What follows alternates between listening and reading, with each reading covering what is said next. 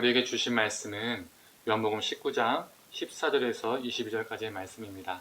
함께 읽도록 하겠습니다. 이날은 유월절의 준비일이요 때는 제6시라. 빌라도가 유대인들에게 이르되 보라 너희 왕이로다. 그들이 소리 지르되 없이하소서 없이하소서 그를 십자가에 못 박게 하소서. 빌라도가 이르되 내가 너희 왕을 십자가에 못 박으랴. 대제사장들이 대답하되 가이사 외에는 우리에게 왕이 없나이다 하니 이에 예수를 십자가에 못 박도록 그들에게 넘겨주니라. 그들이 예수를 맡음에 예수께서 자기의 십자가를 지시고 해골 히브리 말로 골고다이라 하는 곳에 나가시니 그들이 거기서 예수를 십자가에 못 박을새 다른 두 사람도 그와 함께 좌우편에 못 박으니 예수는 가운데 있더라. 빌라도가 패를 써서 십자가 위에 붙이니 나사렛 예수 유대인의 왕이라 기록되었더라. 예수께서 못 박히신 곳이 성에서 가까운 고로 많은 유대인들이 이 표를 읽는데 히브리와 로마와 헬라말로 기록되었더라. 유대인의 대제사장들이 빌라도에게 이르되 유대인은 왕이라 쓰지 말고 자칭 유대인의 왕이라 쓰라 하니 빌라도가 대답하되 내가 쓸 것을 썼다 하니라. 아멘. 말씀을 들으시는 모든 성도들에게 하나님의 은혜와 평강이 이 성금요일 가운데 그리고 그 상 가운데 넘치기를 간절히 소망합니다. 말씀 전하겠습니다. 15절 말씀에 군중들이 하는 말을 제가 표준 세번역과 공동 번역으로 서도 부분만 읽어보겠습니다. 없애버리십시오, 없애버리십시오. 그를 십자가에 못 박으시오. 이번에는 공동 번역입니다. 죽이시오, 죽이시오. 십자가에 못 박아 죽이시오. 말 그대로 십자가에서 제거하라는 것입니다. 죽이라는 것이죠. 이에 빌라도가 당신들의 왕을 십자가에 못 박으라 하라냐 이 질문을 하게 되죠. 그 질문에 대제사장들이 이렇게 답을 합니다. 빌라도가 너의 왕을 십자가에 못 박으라는 것이냐 라고 말을 하니 가이사 외에는 우리에게 왕이 없나이다 라고 말합니다. 이스라엘은 가이사를 자기들의 유일한 왕이라고 고백하고 주장하고 있습니다. 이 부분이 참 아이러니한 부분입니다. 왜 이럴까요? 왜 그럴까요? 출애굽기 19장 6절과 8절의 말씀은 이렇게 기록되어 있습니다. 제가 읽도록 하겠습니다. 너희가 내게 대하여 제사장 나라가 되며 거룩한 백성이 되리라. 너는 이 말을 이스라엘 자손에게 전할지니라. 백성이 일제히 응답하여 이르되 여호와께서 명령하신 대로 우리가 다 행하리이다. 모세가 백성의 말을 여호와께 전하매 하나님이 너희가 나의 거룩한 백성이 될 것이다 라고 말씀하시니 모세를 통해서 전달하시니 또 그 전달받은 백성들이 응답을 합니다.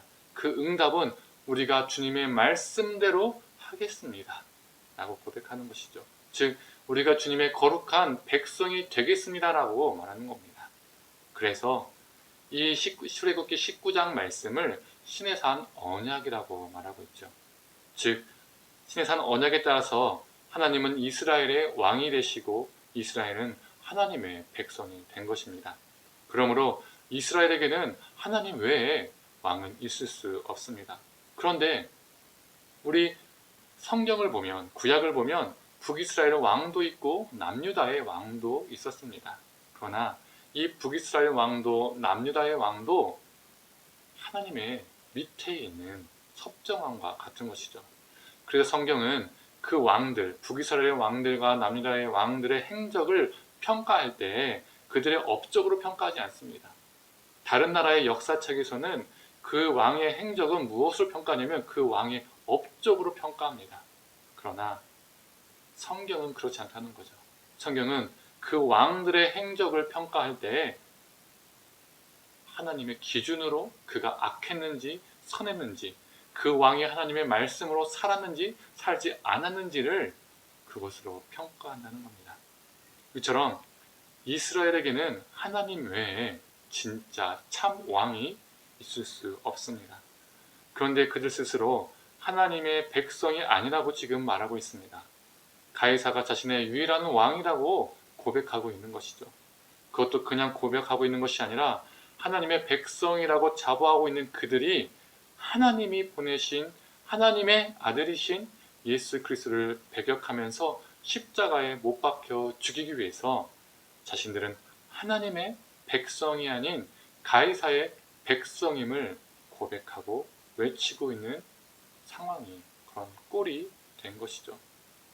그래서 이들의 광적인 외침은 그냥 예수를 죽이기 위한 고함에서 끝나는 것이 아니라 하나님과 맺은 신의 산 언약을 일방적으로 파기하는 사건이 됩니다. 하나님의 백성이라는 이스라엘의 역사는 끝이 나는 것이죠. 우리는 여기서 무엇을 알 수 있을까요? 언약을 맺는 것보다 언약을 체결하며 언약을 맺는 것보다 언약을 체결하는 것보다 더 중요한 것은 그 언약을 신실하게 지켜나가는 것이 더 중요하다는 겁니다. 내가 그리스도인이 된 것도 중요하지만 그것보다 그리스도인으로 합당하게 살아가는 것이 중요합니다.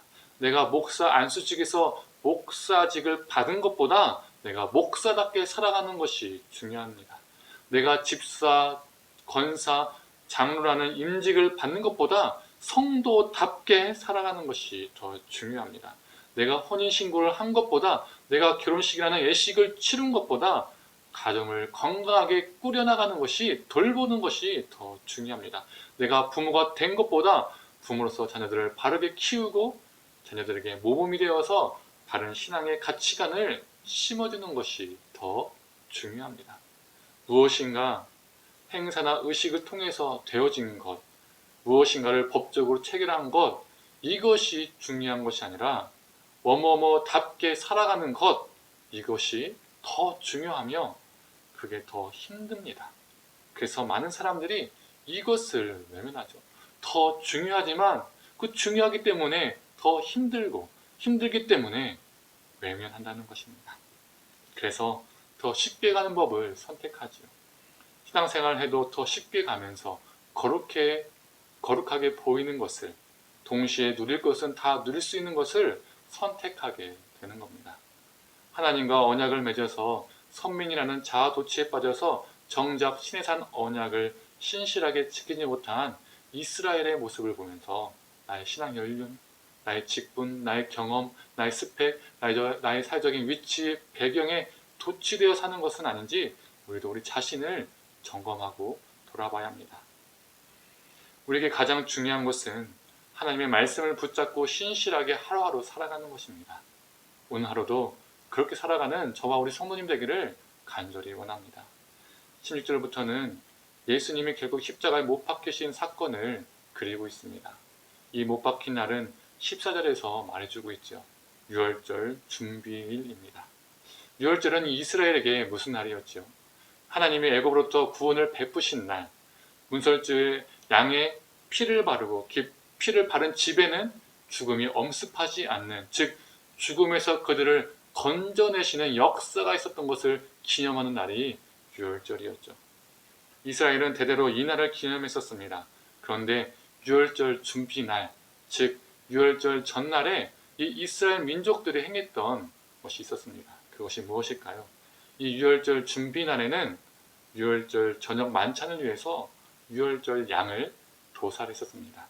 즉 예수님이 유월절 준비날에 십자가에 못 박히셨다는 것은 예수님께서 유월절 어린 양이 되셔서 그 준비날에 도살되셨다는 겁니다. 양의 피를 바른 문설주에는 죽음이 미치지 못했던 것처럼, 죽음에서 건져냄을 당했던 것처럼 우리 예수님께서 친히 유월절 어린 양이 되셔서 우리를 죽음에서 구원해 주셨습니다. 그래서 요한복음은 1장 19절에 이렇게 말하고 있습니다. 제가 읽도록 하겠습니다. 이튿날 요한이 예수께서 자기에게 나오심을 보고 이르되 보라 세상 죄를 지고 가는 하나님의 어린 양이로다. 문설주에 바른 어린 양의 피로 구원받은 이스라엘이 신의 산에서 언약을 체결했었습니다. 그래서 예수님이 하나님의 어린 양 되어 십자가에 못 박히신 이 사건은 이스라엘이 파기한 신의 산 언약, 즉 앳 언약이 파기되고 이제 예수 그리스도를 통해서 새 언약의 역사가 시작되었음을 보여주는 사건입니다. 예수님께서 십자가 위에서 제물이 되신 이 새 언약의 제사를 통해서 새로운 하나님의 백성이 세워지고 그 백성들에게 하나님 나라가 이루어지며 예수님께서 그 백성들에게, 새 백성들에게 참 왕이 되셨습니다. 이게 우리에게 은혜입니다. 우리를 새로운 하나님의 백성으로 불러주신 사건, 하나님 나라로 들이시며 우리 삶 가운데 하나님의 나라를 이루어 가도록 이 하신 사건, 예수 그리스도가 우리의 왕이 되신 이 사건, 이것이 우리에게 은혜가 되는 것입니다. 이 은혜가 우리 삶에 깊이 매 순간마다 임하기를 간절히 소망합니다. 빌라도는 예수님을 십자가에 못 박은 후에 빌라도가 나사렛 예수 유대인의 왕이라고 쓴 팻말을 붙입니다. 아이러니하게도 역설적이게도 이 팻말은 예수님이 참 왕임을 증명하고 말하고 있습니다. 그 팻말은 히브리어, 로마어, 헬라어로 쓰여져 있었습니다. 히브리어는 그 십자가의 사건이 일어났던 이스라엘 땅에 이스라엘 사람들이 썼던 언어였고, 로마어는 다른 말로 하면 라틴어를 말합니다. 그 광활한 땅을 다스리고 있었던 로마의 언어였고, 헬라어는 그 당시 헬라 문화의 영향을 받은 모든 나라들이 범국가적으로 사용하였던 언어였습니다. 즉, 예수님께서 만방의 왕으로 히브리어와 로마어와 헬라어로 왕으로 선포되셨다는 거죠. 그래서 예수님의 십자가 사건은 단순히 죽으신 사건이 아니라, 예수님의 십자가의 사건은 우리를 구원하신 사건에서만 그치고 마무리는 것이 아니라, 예수님의 십자가 사건은 우리 예수님께서 참 왕이심을 드러내신 사건입니다. 그래서 요한은 예수님의 십자가의 사건을 영광의 사건으로 보고 있는 것입니다. 우리에게 무엇이 영광의 사건일까요? 오늘 나에게, 그리고 나의 삶에 무엇이 영광의 사건이 될까요? 세상적인 것들이 나의 영광의 사건일까요? 부러워할 만한, 흠모할 만한 무엇인가를 쥐고 누리고 있는 것이 영광의 사건이 되고, 또 그러한 삶이 하나님께 영광이 될까요? 부러울 만한, 흠모할 만한 무엇인가 쥐고 누리고 있는 것이, 그리고 높은 곳에 오르는 것이 하나님께 영광이 될 것이라는 착각, 아니 그 착각 뒤에 숨은 우리의 욕망, 그 욕망으로 우리가 영광을 받으려 하는 것은 아닐까요? 예수님이 십자가의 사건, 땅에서 들리신 이 사건이 하나님께 영광이 되었던 것처럼, 우리가 그 십자가의 길을 걸 때에 주님께 영광이 됩니다. 하나님, 예수님의 길을 따르는 길이 쉽지 않지만, 때로는 외면하고 싶지만 오늘 또 그 십자가의 길을 걷길 원합니다라고 고백하며 그 십자가의 길, 참된 영광의 길을 걸으며 우리 삶으로 예수 그리스도가 참 왕임을 드러내는 우리가 되기를 간절히 소망합니다. 기도하겠습니다. 하나님과 언약을 맺어서 선민이라는 자아도취에 빠져 정작 신의 산 언약을 신실하게 지키지 못한 이스라엘의 모습을 보면서 나의 신앙의 연륜, 나의 직분, 나의 경험, 나의 사회적 위치와 배경에 도취되어 살아가는 것은 아닌지 하나님, 우리가 우리 자신을 점검케 하여 주시옵소서. 언약을 맺는 것보다, 언약을 체결하는 것보다 더 중요한 것은 그 언약을 신실하게 지켜나가는 것임을 우리 마음에 새기게 하여 주시옵소서. 내가 그리스도인이 된 것도 중요하지만 그리스도인으로 합당하게 살아가는 것이 더 중요함을, 내가 집사, 권사, 장로, 목사가 된 것보다 그리스도인답게, 목사답게, 그 직분자답게 살아가는 것이 더 중요함을 하나님 기억하며 하루하루 신실하게 살게 하여 주시옵소서. 하나님, 우리는 무엇을 하나님께 영광 돌리려 하는지 돌아보게 하여 주시옵소서.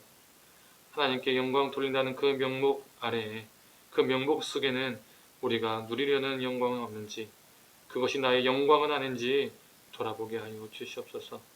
하나님, 예수님을 따라가는 길이 쉽지 않지만, 때로는 외면하고 싶지만, 피하고 싶지만, 오늘도 그 십자가의 길을 걷겠다라고 다짐하며 고백하는 우리가 되게 하여 주시옵소서.